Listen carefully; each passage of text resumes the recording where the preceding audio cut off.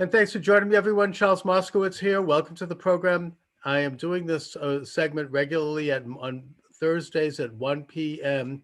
Eastern Standard Time, live on YouTube and at all subscribing platforms with Dooovid, who is a fellow YouTuber, a host of his own interview program. We often comment on Jewish issues, on Israel issues. Dooovid, thanks for joining me. Can you hear me, Dooovid? Yeah, my pleasure. I had myself muted, but thanks Okay. for having me back. Happy Hanukkah. Thank you. Same to you. I have coming up in the next segment, as I was mentioning, Colonel David J. Giammona, who is the author of The Military Guide to Armageddon, Bible-Tested Strategies to Prepare Your Life and Soul for the End Times. He's a pretty credible guy. He's a former military chaplain, a 30-year career in the U.S. military. And, it kind of raises the question about the end times, so-called, and what the Jewish view is of that. In these particular times, one can almost feel like we are reaching a major change. I mean, between the pandemic, where we're all locked in, and now there's rumors that this could go on for years.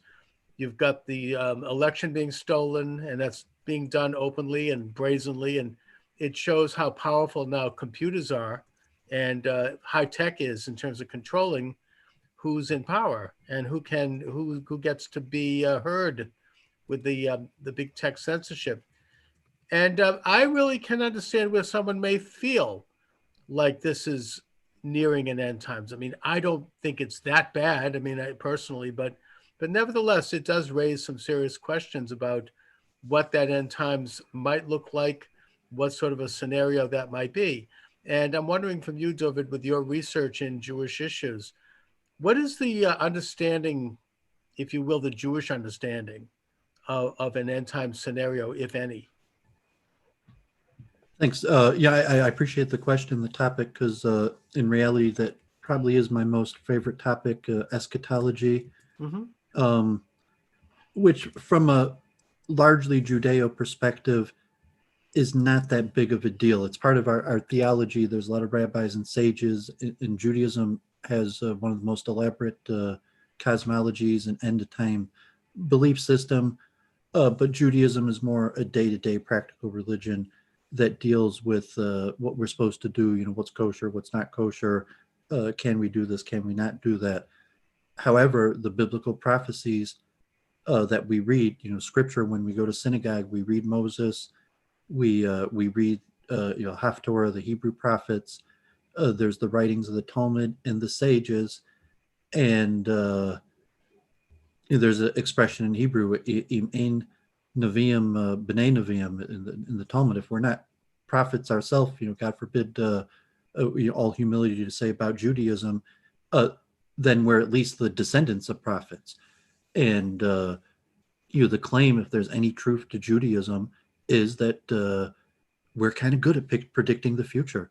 And we could take a logical, rationalistic perspective, but I think you would see that as a Jewish characteristic from Orthodox to even secular Jews. It's like, I'm a Jew, I have some sort of natural ability to be better at predicting the future than most people, like Joseph in the interpretation of dreams, and even the professions like financial speculation. But the idea of the end times usually is kind of seen as a negative before Messiah. So I've been learning with Luke Ford, Professor Mark Shapiro, Rabbi Mark Shapiro's book on Maimonides' 13 Principles, but Maimonides lays it out, the 12th principle, the Ani Ma'amim, B'emuna Shlema B'bias Mashiach, Akaklo, that I believe with perfect faith in the coming of the Messiah, and even though he may tarry, I anticipate Messiah's coming every day. And then the last principle about resurrection of the dead. So the Talmud even says very clearly that we're required to believe these certain principles about eventually a Messiah coming and this concept of resurrection of the dead and a few surrounding principles. So beyond that, Judaism's more a day-to-day religion that it doesn't really matter so much what we believe. To a large extent, you could kind of be an atheist and even an Orthodox Jew. You could have wacky theories about the end of days. It's more practicality. Are you following the law? Are we being good to our fellow man? And what God's going to do at the end of days is relatively uncertain. However, Right. almost every single one of our major sages has written large amounts of materials about what they think is going to happen at the end of the days. And God forbid, usually there's a base answer, because Judaism is based in free will, where God's plan is going to get carried out no matter what. There's nothing that humanity can do to prevent God's plan from being carried out. And if we as humans act in an appropriate way, submit ourselves to God, and are good to each other, and follow, in theory, say the 7 Noahide principles or some basic humanity level, all creation could be included in redemption.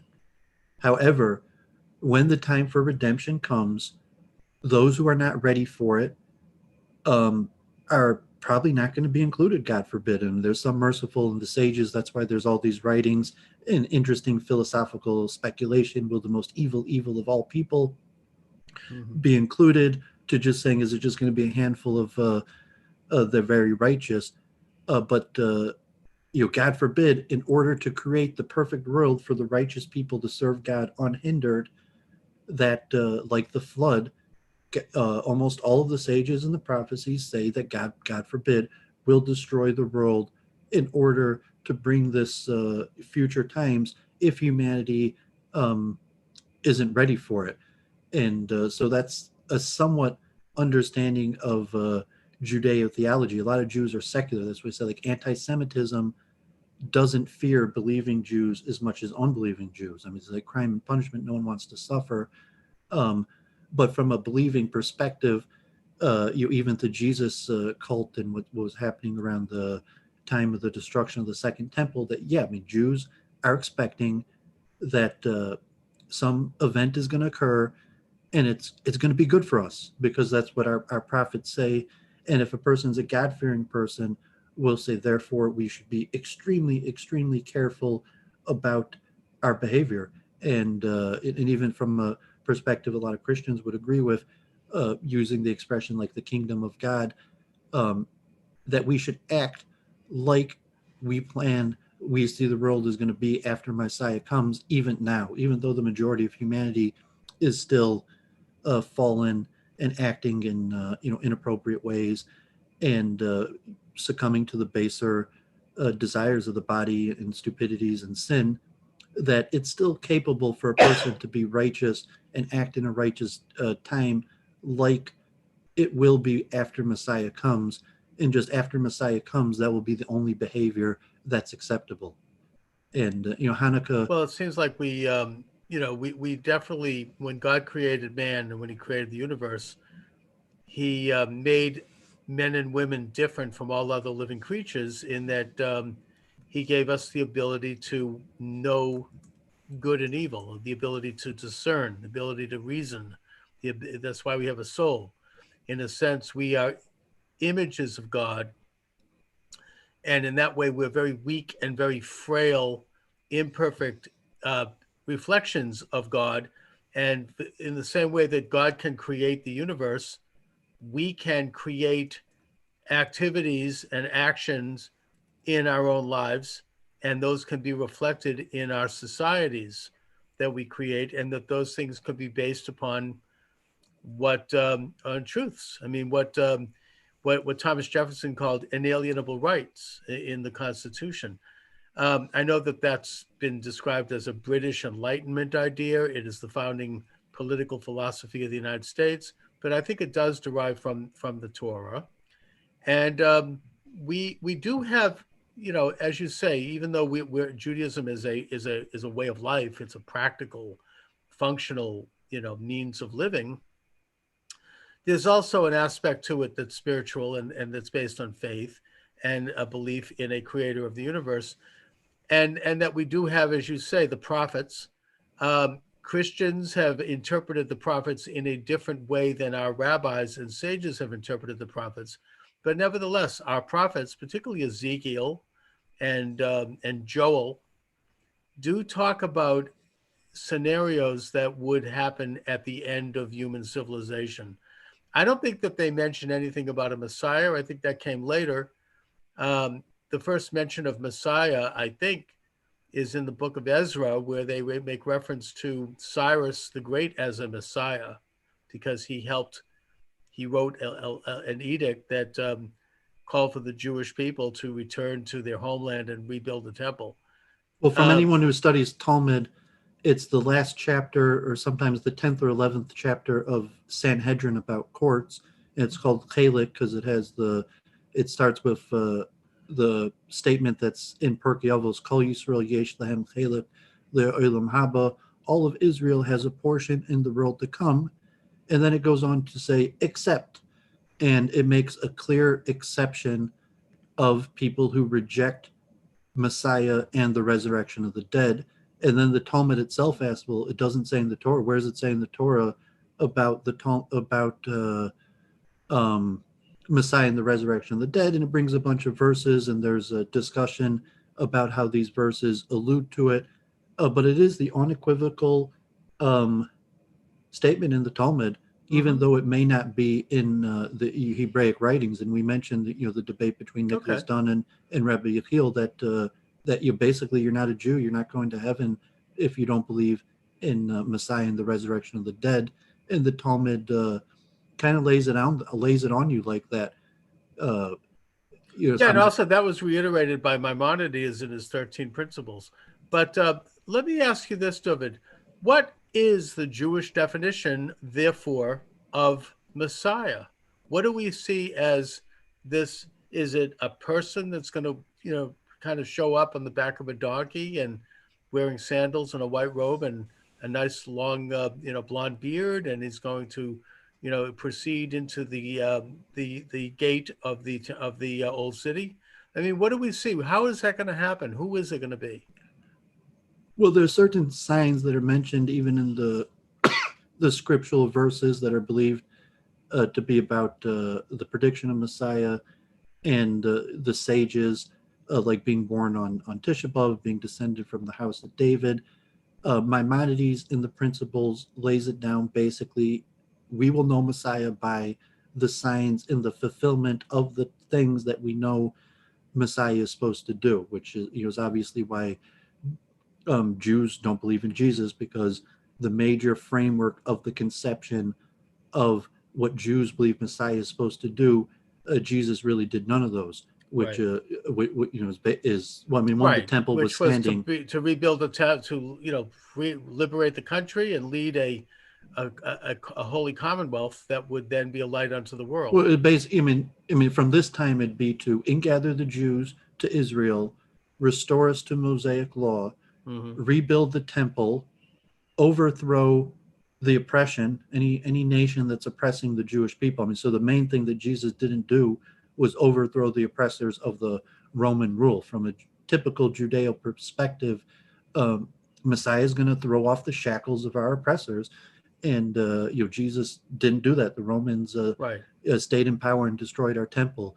So the basic thing that a person, like if you're a Jew, we're required, verbatim, that the Talmud says if you even think about not believing in Messiah, resurrection of the dead, what are you doing in Judaism? To say, well, what does that mean? So you look like the Lubavitch Rebbe or something by a person's action that accomplished a lot, but even the Lubavitch Rebbe, you say, well, the temple's still not rebuilt. There's still a mosque there. And even though from a rationalistic perspective, you could say what we expect Messiah to do, it is clear that the requirements of keeping Mosaic law, being descended from King David, returning Jews to Israel, and Mosaic law, plus political handlings to strengthen the Jews to be in a position to have a strong Israel and rebuild the temple, that there's no comparison to anybody to the Lubavitch Rebbe from last generation. However, the Lubavitch Rebbe clearly did not even come close to what Messiah is supposed to do, even though he did more than conceptually we could even imagine a flesh and blood person doing. And so from that messianic level, yeah, we're looking for a guy like the Lubavitch Rebbe, but he's actually got to do the job, Right, and right. And and also, and this is Judaism's where, practical like that, like saying like it's not going to be like some prophet picks this guy and he's Messiah. It's like Messiah is going to be the person that's who to be gets the things, job yeah. done. Now, there's also, this is where um, conventional Judaism, traditional Judaism dovetails with Zionism, and that the establishment of the Israeli Commonwealth basically threw off the shackles of oppressors, and we were able to become independent and determine our own lives and our own destinies in freedom. And then in 1967, the Six-Day War resulted in our assuming, reasserting control over Jerusalem, which was another step. And so these things are steps. They are not messianic per se, but basically what it's doing is it is creating the setting. It's creating the stage. We're building the scaffolding by which then the Messiah will, the path will be cleared. Obviously a Messiah isn't going to come until these things happen. I suppose that there is a movement in Jerusalem to But rebuild the just to put it temple. on your back on you, like no, it's not. Yeah, Messiah is not going to come till Messiah is likely one of our rabbinic leaders and will raise to the position of fulfilling the task at hand. So we already know that there's countless rabbis, and I would even guess the rabbinic class in general, maybe 10, 20, 30% is made up of descendants of King David. And generally right. We don't exactly know who any that local is. rabbi is working on the general things that are needed to do for Messiah to come. I would hope so. I would hope that every Jew is working on those things. Every so, human being is working on so those it's not things. necessarily going to Knowing be a God. mysterious. No, It's it's not going very to be like a practical. mysterious being that comes out of nowhere. It's going to be a prominent figure that raises to such prominence that next thing you know, in this newspaper, that prominent figure is rebuilding the temple, is But we're ushering world all peace. And involved in the work that's going to be required to make that happen. In terms of knowing God, of reordering our lives in a way that is godly, of being a light unto all nations, and asking the whole world to know God. And all of these things are practical things that every individual participates in. So we're all involved, Judaically speaking, in the work of ushering in the Messiah. Now, so no, I kind of lost my train of thought there. But anyways, Dooovid, um, I appreciate what you're saying. I mean, when we educate Jews, like if I had Jewish children to give the tradition to, um, that's generally what we tell them, that yeah, everyone through doing mitzvahs and being a good person and light unto the nation or priest to nations is helping bring Messiah. I mean, that's you right. don't if you're like a rabbi who knows your lineage and you're descended from King David, like I mean, if you're like Are there such people? well, in theory, I most mean, of the genetically speaking, do we know that people are descended from the Davidic line? I mean, is that it's something that's accepted within the tradition. Like Rashi claims that he's a descendant of King David, and we know. I mean, Rashi had 4 daughters, but Rashi family, a lot of the famous rabbis who wrote books, um, claim descendancy from King David, and a lot of the rabbis today are descended from those rabbis. So if you say like right? the Satmar Rebbe, the Bubba Rebbe, or even Litvish rabbis that don't have a Hasidic way of representing it, are factually, I wouldn't even be surprised, 25% of Orthodox rabbis are Mm-hmm. descended from King David, and they'll tell you because most rabbis are rabbis because their parents were rabbis, and most rabbis that are big rabbis descend from big rabbis, and Yeah, dynasties. those And lineages are reasonably well known. So I'm saying in Judaic belief, I mean, it's not like Lubavitch. Lubavitch was widely criticized for that, but just saying that the Messiah is likely to rise from the rabbinic class. and also, I think it's safe to say But that every Jew in belief, and a Christian or any person who believes in the concept could say on a small action, our deeds are making it the world more receptible to That's Messiah right. coming. For the Messiah to emerge. And I think that, or through let me being just say, sinful, the opposite, God forbid. that's right. Let me just say two things about it. Firstly, the Christian Gospels go to great lengths to link Jesus's lineage to the house of David. I think there are several. I think it's in the book of Matthew and in the book of Luke. And also, I don't think that scientifically speaking, it's at all far-fetched to suggest that there are descendants of David. After all, David's son Solomon had 1,000 wives, right? I mean, or 700 wives and 300 concubines, according to the Book of Chronicles.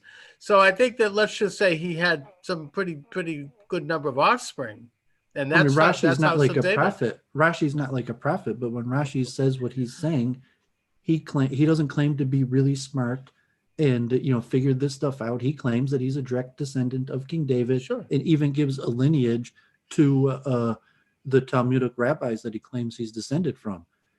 Oh yeah, and also Haile Selassie of Ethiopia claimed to be descended from David, from Solomon and Sheba. So, and I don't think that's something that can be dismissed either. After all, I mean, that's part of the Book of Kings and the Book of Chronicles. So, there are people out there who can, genetically speaking, let alone rabbinically speaking, well, a lot of Jews possibly be descended from David. Yeah, I mean, even the Reform obviously openly rejected this a few hundred years ago, and in Israel, it's at least governmentally rejected, although close to 50% of Israelis have been polled thinking that they wouldn't mind a return to a monarchy. But if you're looking at Judaism as the historical, even as a caste religion, people explain Hinduism as a caste religion, and I know my local rabbi, I mean, not is a professor, not of engineering, but he actually has smicha from YU, from the Rav, and he always pushed back when I tried to call biblical Israel a caste religion. But I still think that's semi-accurate in a Judeo belief system, and saying it is somewhat of a return of the caste system that the sages put as a sign of Messiah. And so obviously the Christian belief that, God forbid, would say we're blinded, that Jews are blinded, still wanting to return to a caste system, and that's not actually what's going to happen when Messiah comes. And I like Abe Foxman's. I told to my mother, and I have Abe Foxman. I didn't put on my YouTube page, but he came to Detroit.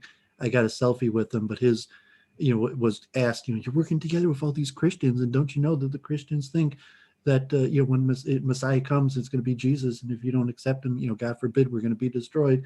And Abe Foxman's famous quote is like, "We'll renegotiate when we get to that point." And to some extent, I mean, that's Abe Foxman's joke, but I could somewhat say that's the official Jewish position. Well, yeah, in terms of Christian, Islamic understandings of Messiah and eschatology, where it's like, there's an old Israeli. Right. We'll renegotiate when we get to that point. In that vein, there's an old Israeli joke about the Messiah showing up at the top of the Mount of Olives and looking down to the city and getting ready to mount the donkey and go into the city, and the Israelis send up a little delegation to greet him, and they show up and they shake his hand. "How are you? Welcome to our country." So tell me, is this your first visit or is this a return visit? So, in other words, we'll then find out these great questions, these great paradoxes. But I think that it's safe to say that for this to happen, I mean, if Israel is prepared to receive a monarch, a Messiah descended from David, it would have to be both an individual who had reached a level of spirituality and ethics and righteousness that they would be prepared to take that position. Very much in line. I mean, practically, it would be like one of the Aguda Rebbes. You're saying, like, right. in the political process, like if there was some sort of electoral thing and somehow United Torah Judaism or Shas got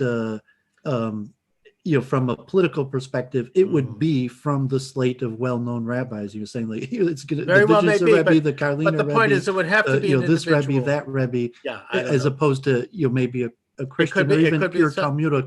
It's Yeah. going to be some guy out of nowhere that no one ever heard of. It might be somebody who's not even necessarily Jewish, but the point is that well, I was saying that's the Jesus kind of like the Christian thing from a Judaic it's a perspective. son of From David. the Christian perspective, you're like, no, it's going to be some nobody out of nowhere. No, And from a Judaic perspective, is like, no, like look to the major well, the point rabbis is, it and would rabbis. have to be, like you're saying, if you can't find Messiah among your major rabbis or rabbis, we're in serious trouble. You know, like, something, don't look I don't know if we can find it there. I'm not saying we can't. But if there were going to be a king of Israel, you're saying like you're saying it would have to be most likely be like the Ger Rebbe or the Vishnitzer Rebbe. No, what I'd say Rebbe. is it has to be a descent. It has to be several things. Well, those people all claim to be descended from King David, and that's the point that I'm making is that those Rebbes claim and have a reasonable claim. If you're going to say who is most likely through all this to be descended from King David, you say, it would have to be maybe the Belzer Rebbe or the Ger Rebbe. It would have to be some genetic aspect, and also it would remind me of the rabbis who made up the Sanhedrin. But just to make the point, could I finish my point? Well, I just want to make the point about the realness of what I'm saying. I'm saying the Belzer Rebbe name is Rokich,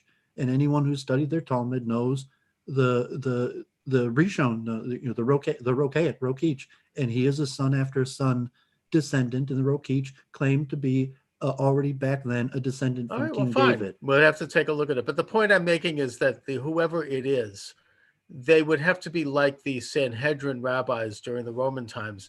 And if you study the Tanaim, the rabbis of first Judea and then Palestine in those times, and also the Sanhedrin in, I think there was also a Sanhedrin in Babylonia.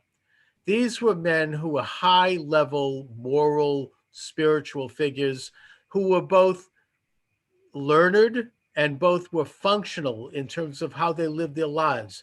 They were married, they were with children, they had professions outside of the rabbinate. They were carpenters, or they were blacksmiths.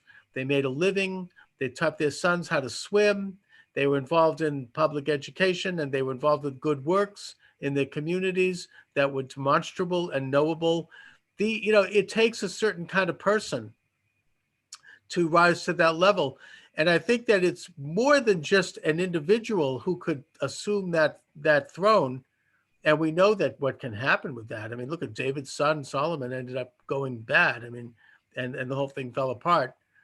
But also the people would have to be ready for it in Israel, in the world, all the Jews of the world and all the non-Jews of the world would probably have to be ready as well in order to reach a level of spirituality, a level of ethics, a level of knowledge, a level of intellect that they could be prepared to receive this event.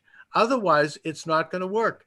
Now, I hope and I pray that this can happen, and I hope it happens soon. I hope it happens in my lifetime, especially as we are facing crises.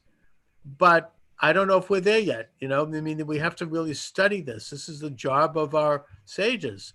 This is the job of our religious leaders to study this situation as it exists on the ground and to put forth various principles and ideas that could help us get there. So anyway, we're talking about, as I said, the stage is set in Israel because we are in Jerusalem.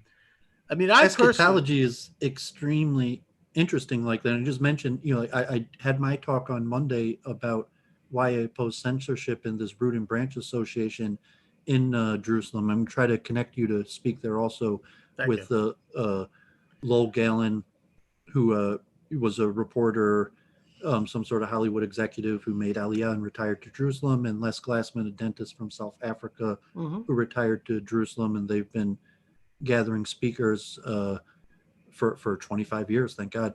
And think they included me. I assume they'll include you also. But Wednesday they had Hillel Weiss, who had been the head of Rabbi Steinsaltz's attempt to remake the Sanhedrin, and he said that he resigned because he opposed the deal, because he opposed Trump's deals.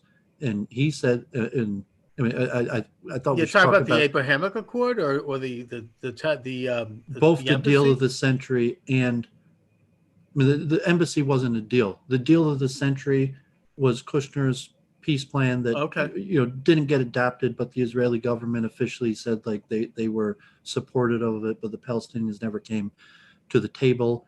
But the Bezdin that Steinsaltz officially supported both the deal of the century and the Abraham Accord, and he was in opposition so much so that he resigned from the body. What was and it was his, basically because of giving territory of Israel back that both the deal of the century and the Abraham Accord agreed to stop the annexation and possibly even give back land. And but just mentioning Okay. that these the rabbinic body that Rabbi Steinsaltz created, and versus messianically looking at it like from a Haredi Orthodox perspective, you just think like Orthodox Judaism is basically it, and when Messiah comes, Orthodox Judaism will win, and we'll rebuild the temple, and like somehow the world will all be something I don't know about. I don't mean Orthodox, I mean halacha. Yeah, I mean I don't know about but I mean Orthodox from a Judaism Kabbalistic as it perspective, stands, or even a larger perspective, you're saying that no, the world is going to be transformed in a way that is incomparable to the way the world is now. And so it's a dispute at the end of days. If you're saying that after Messiah comes, whatever naturalistic process leads to that, we're required to believe in the resurrection of the dead, which comes shortly after Messiah, and that means the complete transformation of the world, where the Kabbalists even say like that's it, no, the cycle of birth and death ends, and all the righteous people from the previous generations are resurrected to live here on earth and serve God, and then like the 7,000 year cycle, most of the Kabbalists believe the material world will carry on 1,000 years like that, and then possibly be destroyed, and will enter some sort of heavenly realm. Although generally it completely doesn't matter to your average Jew about these things. Like we know we have to believe. I mean, it makes a big difference in practice for things like burial, because the main reason Jews get buried is the superstition of resurrection of the dead and what happens to the body after death. And in fact, most Jews probably don't know our own theology. In fact, like how serious Judaism views the punishment for sin, that your average Jew probably doesn't appreciate the type of statements in the text that gives for the severity of punishment for sin that could occur. That saying that the we need to get buried in order that our body could be eaten by maggots and worms, in order that we should suffer to atone for the sins we committed while we lived in the body, and that a person who didn't sin will miraculously avoid the penalty of the flesh. Mm-hmm. And so from a rationalistic perspective, it's a pretty big stretch to believe. But I was mentioning that the idea of progress, even Philo, like the demiurge, I finally got a book on the history of the demiurge, of an important topic.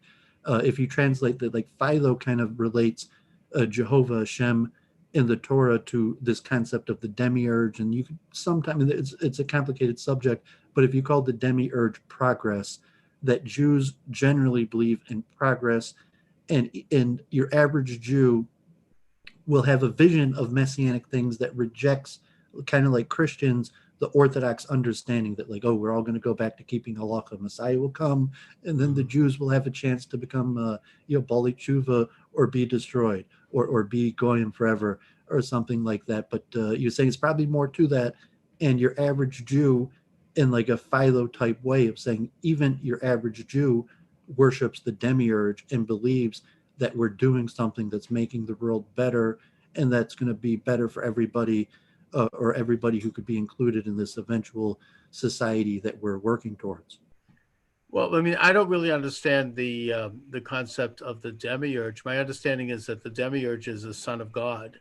The demiurge is half human, half God, and it's a Greek concept. And it has different interpret. I mean, Plato talks about it, and it has a more generic spiritual versus like an idol or a demigod versus spiritual concept of demiurge as the force that pushes humanity forward until we reach the utopian society, or at least in a Judeo-Philo type understanding.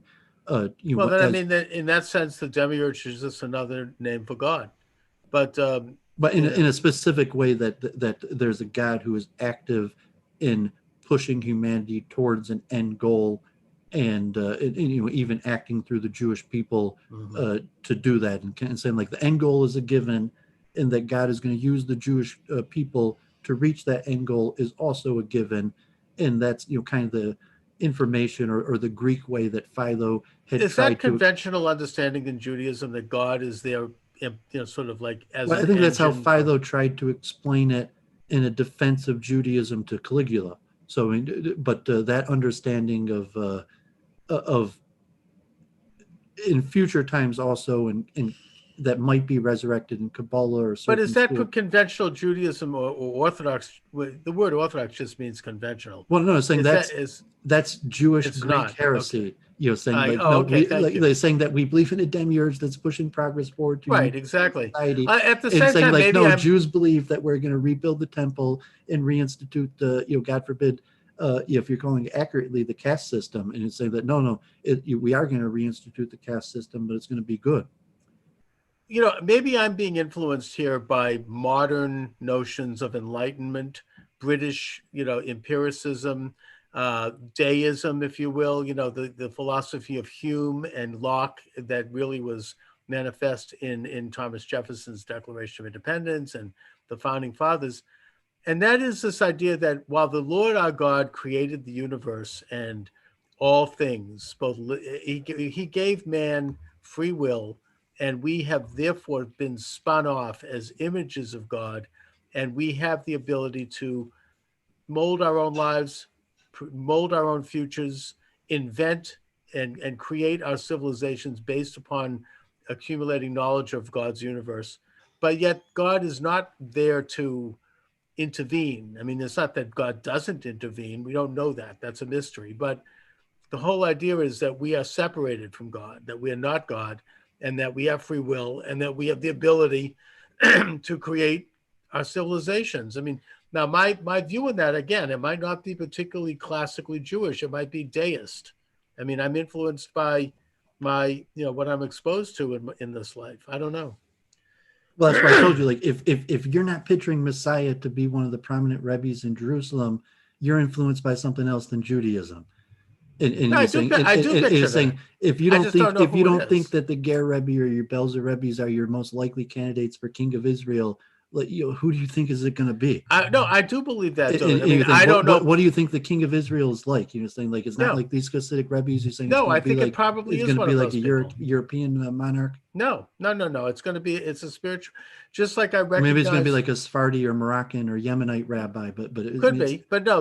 Look, I do think it's going to be one of those people. I don't know whom, and I'm not when you here say like to. the Lubavitcher Rebbe, you're Who saying like knows? Yeah, I think it's going to be one of those people that's going when to he's come going to out lead and prayers. You're saying like the Messiah yeah, is going to and I think that he's obviously going to the put on monarchy. tefillin. Yeah. Oh, absolutely. He's going to lead holiday rituals. Yes, indeed. And I think that obviously it's different than a conventional monarchy, But just not a like statesman, so he's not going to no. need. Well, just like Israel, I would argue, as a state is different than a conventional state. It has a spiritual component to it. Yes, the Zionist movement is secular. I get that, and even atheistic. That doesn't matter. The fact is that Zionism as an idea, as an ideal, in the classic sense, not in the functional sense, combines secular statism with faith, with spirituality. And that for that reason, a king of Israel would have to embody both of those principles as well. It's not, this isn't king of Belgium. This is this is it's a position of leader of the spiritual world, but also leader of a secular state.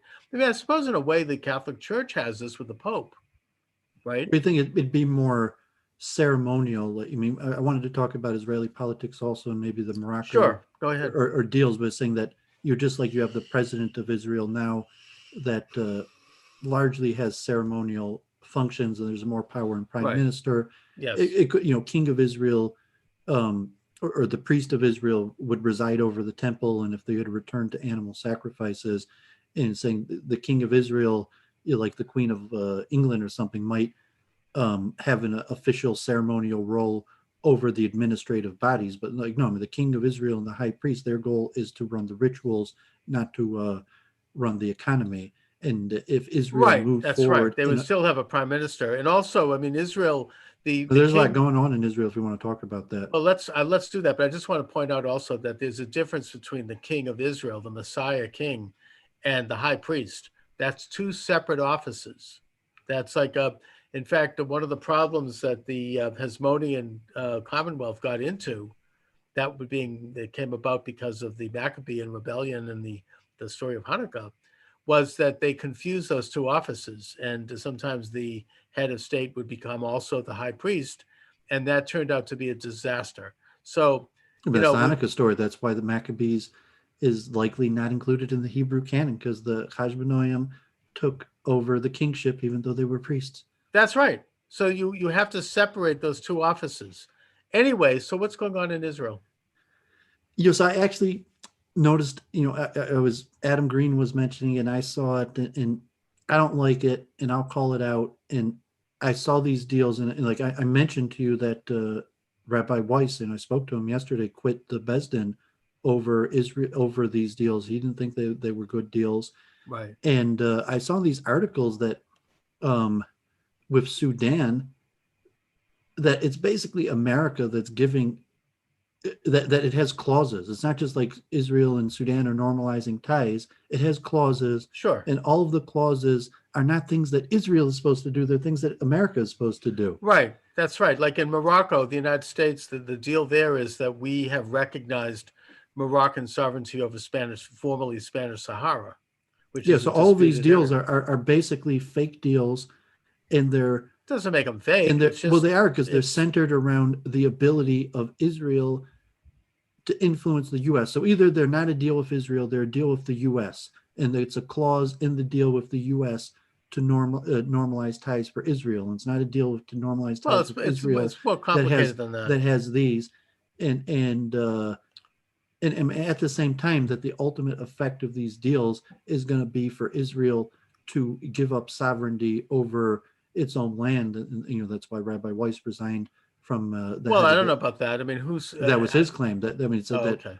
but I mean that's I mean, what I guess that if he wants to reject the Kushner I peace saw the initiative, Economic Club. yes, Israel is going to give up some sovereignty. That's true. He interviewed David Rubenstein, the Economic Club of Washington. Interviewed the diplomat for the Emiratis, and another, I guess, Bahrain. And the Emiratis mentioned the reason they did the deal was to stop the annexation. That's what he openly said, that the Fine. reason the UAE Maybe look, if enough did the countries deal make this was deal, as a way to stop annexation. well, So look, Dooovid, this is from where Rabbi you and I. Weiss's perspective, he's like, I would have rather had annexation than those deals. And so you're saying, oh, Okay. big deal for those deals. No, I'm saying that if these deals do, But you're saying, were those deals actually deals, or were yes, they those were. deals just And a if way they for you to no, stop annexation? it's both. And I think that look, if these deals continue on the path that they are, and it'll include countries like Saudi Arabia, and if relations are normalized between Israel and these countries, they start to exchange embassies, they start to exchange trade relations and diplomatic activity and cultural exchange, and the relationships become more normal, then maybe the stage would be set for Israel to allow for a Palestinian entity. I mean, I'm not opposed to that. I don't think it's the time right now, but I think that as long as Israel retains sovereignty over Jerusalem, and by the way, the Kushner deal gives Israel sovereignty over the Jordan Valley, then, and so they have, like, in a sense, military and political control, then maybe there could be an autonomy for the Palestinian Arabs. I mean, I'm not against that. You got your experts that talk to you that know a lot more about this. I've been saying for 15 years now that I thought Netanyahu, or still do, is a CIA stooge. And there's reasonable evidence of that. And you're saying that there's certain reasons why is Israel ran by a CIA stooge? Is Netanyahu a CIA stooge? How did he become to be a What do you mean a CIA stooge? You might have the Mossad probably has some interactions with the CIA. I mean, it's No, not. I meaning to say that, I mean, from a Judeo perspective, the Lubavitch Rebbe chose Netanyahu to head Israel. And, there's the videos of Netanyahu going to the Rebbe, and Netanyahu himself saying he went to So the what? Rebbe. But I was saying that, That's politics. well, I mean, with Netanyahu's second wife, and saying that like, well, maybe she was CIA the whole time, and I don't know about CIA. Look, I'm sure he does have some interactions with the well, I'm CIA. saying that he's been owned by the U.S. the second time. That story with his second wife isn't true. She was, he was in, Boston, your area, at an elite school, and his second wife was always a CIA agent, and he's basically been owned and controlled since his times That's at crazy. MIT, and that, like, well, I'm going to give you the reason why I'm saying this is that, like a fake state, Israel's prime minister is not really Israel's prime minister. He's an American. That's craziness. That's like saying that Donald Trump is spying for the Russians. I mean, it's like a conspiracy theory. I'm saying, the fact he's a loyal Israeli. No, I'm saying besides the fact that Netanyahu went to school and had his training in America, speaks English, the information about his second wife that they tried to correct by pretending to have sure she's a loyal Israeli. I mean, maybe she might have worked for the CIA. So what? I mean, that's like saying that Trump is spying for the Russians. I mean, these things are. No, but I'm saying there's evidence. There's like Trump. Even if it were true, it doesn't. Well, first off, there's no evidence. I'm saying Trump didn't go to school and spend his formidable years in Russia. Fine, there was no evidence. Netanyahu didn't rise to becoming prime minister he rose to becoming prime minister by coming to America. Even if I'm saying it's separate. It's saying that the democracy in Israel is a sham. And it's the U.S. that instilled Netanyahu and keeps them in power. They didn't instill them. He's instilled. Well, let me say that all of these deals are really basically, I'll call them CIA puppets. I think that's so I'm saying Netanyahu, Morocco, UAE, Bahrain, all of these people are basically puppets. So these deals that are coming between the puppets, and they're saying even the way the U.S. deal is structured, it's got nothing to do with Israel. What benefit? So now Israelis could fly. Israel has enormous benefit from this. From flying to Morocco? Yes. No, all of it. Israelis don't really have. Israelis are not really going to have any benefit from it. Israel has a benefit. Just like Moroccans aren't going to have any benefit. So they will have benefits. I'm saying that Netanyahu They'll have the benefit of peace. Netanyahu, I'm not even saying like he's a bad guy and he's corrupt. I'm saying like he's controlled by forces that are not Israel. He's a loyal Israeli prime minister. Even if his second wife worked for the CIA, or he's just a dummy. He's not dummy. He's brilliant. He's just Borat. He's just Borat, and he didn't realize his second wife was CIA. He's probably just Borat, and he didn't realize his second wife was CIA. Even if what you're saying is true, that his second wife worked with the CIA, so what? And she never liked him. She never liked him. She tricked him the whole time. No, that's silly. She got paid by other forces. That doesn't mean that she's not a loyal Israeli citizen who was putting Israel's interest first, and the CIA, America usurped Israel and overtook the control of Israel. United States now at this point, Israel can't ally. even get rid of Netanyahu, just like Morocco. They can't get rid of their king. The UAE, they can't get rid of their king. They can't get rid of Netanyahu because he's been held in there by foreign forces, most likely the U.S. And so he could really. He's held I don't in think there it's the CIA. I think there's other forces behind it. But I'm saying if you had to give a logical explanation based on the logical explanation is he's supported by the majority, enough Israelis to keep him in office. Well, I'm saying that it come to my theory is that what Jimmy Carter says. I mean, I don't have inside knowledge that Israel doesn't actually have nuclear weapons. So the secret about the nuclear weapons is they don't exist, and that's why they have to keep these old people. They can't let anyone new. I mean, even Naftali. What about Dimona? I mean, there's a nuclear plant there. Well, nuclear plant, but saying the weapons. He's saying even Naftali Bennett has said he has not been revealed the secrets of Israel's nuclear weapon program. And it's saying like Dooovid, as an undergraduate at University of Michigan, was unveiled the secret of the U.S. nuclear weapons program. And so you're talking like all I had to do was be a freshman in the physics program at University of Michigan, and I was revealed the secret of the U.S. Nuclear weapons program. That's not that secret. Israel, even Naftali Bennett, one of the 10th in command of the whole Israeli government, has said he's not been revealed that secret. So he's saying because the secret is they don't exist, and that's related to maybe Israel has maybe it's a bluff. Netanyahu is really a puppet of some other forces. Maybe it's a bluff to keep the Arab world from. The U.S.'s bluff. Aggression. That's why I'm saying that it's the U.S. Israel is basically the U.S.'s bluff. That the CIA is basically controlling Mossad, and that's why all I these don't think deals so. are coming through. These deals, all these guys were our guys already. So you say, oh, there's a new look deal at with the King whole, of Morocco and Netanyahu. There's a new deal with Sudan. Is saying, well, those guys were our guys anyways. So that's why look, Trump is Dooovid, just cashing in on those deals, but saying those deals had already well, been first done of all, years I ago, and mean, they're just being brought public. I, And that's even Saudi could Arabia. I say Saudi Arabia something? probably calling the bluff. He's saying they don't. No, They don't. I think that the entire international murky world of intelligence, whether it be the CIA, the Mossad, the MI5, the Russians, these are organizations that are extra governmental. They tend to interact with each other. They tend to be involved in their own, frankly, their own somewhat internationalist philosophy. Um, And they uh, help each other win elections they and help stay in each other. power. Sidney Powell. That's why Can Netanyahu I is in say power of something Israel. here? By saying you didn't add that they help each other stay in Fine, power they and win help each other, elections. but and let me add that Sidney Powell, in her testimony, her Kraken, which is now in front of the Supreme Court, she seems to speculate, and she doesn't have proof of it, but she says that she thinks that the CIA in the United States and the so-called deep state, that these people set up the whole rotten Dominion voting where to fix elections all over the world, and that this is an inside job. I mean, this is not, they decide who gets to be in office. I'm not the Not investor. just, I know Gallon. Lowell Gallon had mentioned when I mentioned the SPLC about other factors in censorship that he considers the SPLC a money laundering operation. oh, I agree. And he was saying, well, God forbid, Jocelyn Benson's on their Yes, board of and that's very directors, and troubling, she's in and charge of Michigan elections, and she yeah. refused to testify in Congress because they were probably going to ask her about Oh, that. she seems very corrupt. I mean, I don't know, but And she I also say the only time I know her is when I went to see billionaires, and she was the one interviewing them. yeah, I mean, really, and she's also the one who's blocked the release of the forensic audit of the Dominion voting machines in Antrim County.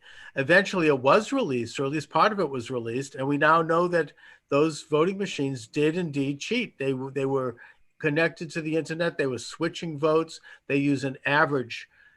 This is another piece of Sidney Powell's extraordinary testimony, which you can check out on YouTube if it's still up there. She was interviewed by a reporter from the Epoch Times. I think that Eric Metaxas, who's a great talk show host, by the way, he has it on his site, where she shows that that these machines were online and they were being manipulated, and they use averages. In other words, like, for example, they set it up in a way. They do it the same way in high schools now with kids, how they get grades. They don't get a grade based on who they are. They average out the class. Well, these machines averaged out the votes in such a way that every Trump vote only got like 75%, and every Biden vote got like 125%. So that if the Trump votes reach a certain threshold, they stop counting them, but they dilute them, whereas the Biden votes are allowed to go up. And this was why all of those states shut down on election night, because their computers shut down. They couldn't. The Trump vote was overwhelming the computers, and they had to stop. There was like a stop loss. Then they reopened them after they discovered more votes. So this and Benson is totally connected to that. She's talk about corruption, and that whole rotten government, frankly, in Michigan is. I think Whitmar and also that Attorney General Nessel. I mean, these people are, I don't know if they're liberal radicals or they're just corrupt. I don't know, but they're doing a complete cover-up. Karmatically representative of the current state of karma, that they're not necessarily any more or less corrupt than the average actor in they're society. ideologues. I don't think they're personally corrupt. I don't think they're, which, by the way, I would not say the same about the Georgia government of Kemp and Raffensperger. They do look like they're corrupt. They made money from apparently the corruptions because we're at the decline. Well, no, they made money according to Sidney Powell. Let me just say this: of empire. They made there's money, a lot of money from to be stolen. No, there's always that, but they made money. No, it's not always that. Contracts with the Dominion software. The Dominion software company came into that state, according to Sidney Powell, with $100 million contract. Yeah, I mean, that could be. I'm saying that's not surprising because that. But the point is that this kind of corruption, everything in America, which all originates with China, because apparently the Dominion software China is one of the major owners of it. I don't see it as they are corrupt. I think it's representative of. It's corrupt, karma. and it's all. It's corrupt because I mean, It's humanity because it's money laundering and it's because graft. I look in the mirror and I see and it's also corrupt also, in so I'm not just ideologically. saying a they that's corrupt. I'm saying And it's not just Democrats either, because Kemp and them, they're Republicans. There's nothing to do with party. It has to do with a combination of old-fashioned corruption and ideology. I think in the case of I mean, Michigan, honestly, you have a bunch I don't of see it that liberal. way. I think it's more. Corruption. People to be selfish and to try to use power for their own self-benefit is a fact. There's nothing. Yes, of course it's a fact. That's why we have a system of laws. Corruption means nothing. Corruption is, of course, you have a system of justice and a balance and checks and balances to find the corruption and keep it in check. It's always there. Honestly, but you have to keep it in check. I think Edward Dutton is probably right, and it's probably the reverse Flynn effect, and it's more incompetence. So you're claiming it's increased corruption. I don't know. I think it's conscious. I think it's probably Edward Dutton and the Flynn and the reverse Flynn effect. This isn't it's the average IQ has actually decreased. No, I reject that. This is you not rejected the average IQ no, of Americans I reject the average IQ in the world. What globally. The reason why these things are happening is what I reject is the fact that 6 states consciously shut down at the same minute. That's a conspiracy. That's not incompetence. That's a conspiracy to steal an election. They're not doing that because they don't know what they're doing. They know what they're doing. They have consciously decided to steal our election and overthrow this government. That is not an accident. That's not incompetence. In fact, it's very competent. Yeah, but but to me, it's like, of course, like big whoop, surprise. Like you're saying that like I'm supposed to be shocked. It's like, of course, like you're some sort of baby. Look, it is shocking. You don't know that that's what people do. But yes, it is what people do. But it has never reached a level that they've gotten away with it. So no, because I disagree with that assessment. I claim that they've always tried. I claim that it's probably always been this bad or worse, and maybe we just didn't know about it. Because that's human nature. But the point is that it has in this country we have always had at least some system of checks and balances where this kind of corruption could be discovered. We had a media back then. It's only because of the new technology. We have a media back then who actually investigated and exposed corruption as opposed to being completely in the tank. So yes, of course there's corruption. That's human nature. The question is, does it reach a level? We can look at ancient Israel. When they knew God, when they were trying to do right, the country would prosper and people would thrive. When they became more corrupt, things would fall apart. Everybody would go to hell. And I think that this is a cyclical element of human nature. The point is that in this country, while of course we've always had corruption because that's human nature, we had in place a system of checks and balances where we could find this out and bring it to justice. That is gone. That's my point. That has never happened. I reject before. That ever existed. And that's why, you might claim that like once we were better and now like we're making America great again. It's not a matter of being better. We've never, every corruption is always there. The point is that there are enough mechanisms in place. They were put in place by the Constitution. I think it's the technology different. The reason we're coming to know about all these things now is because of your social media and technology differences. We are coming to know about it because for information. Now media and technology can control things more. Now you can have they can control less. Big tech can censor and shut out opinion they don't want anyone to hear. Like, for example, nobody knew that this president-elect every form of communication that used to exist still exists. Big tech is just a new form of technology. All the other forms that people used to have to communicate all still exist. Yeah, but there are more advanced forms now. We have learned new things. Now you can, with a flick of a mouse, you can get a message all over the world within seconds. So you're working on some, you're like assumption that in the days where we didn't really know what was going on, then people were just and moral. And Dooovid is saying that I think that people were a hell of a lot worse before we knew about things. And even when you were a kid, you were assuming that we're going on a merry-go-round here because that is not so we made made our points. I have said that corruption has always existed and it probably did used to be worse. Again, and I'll repeat because we're at the end of the program. My point is that in this country, we had a nation of laws and not men, as John Adams said, where at least we could rely on objective series of laws which came from the Torah that would check the corruption, that would balance the corruption. That's gone. Anyways, Dooovid, we're at the end of the program, so I want to thank you for joining me. I've got another guest coming on. Great talk. I really appreciate it. And keep on keeping on. We'll talk to you next week. Oh, yeah, happy Hanukkah, and I should look forward to watching your next program. So happy Hanukkah, and hopefully talk to you next week, and I'll All right, look forward to your next guest. thanks a lot. Take care.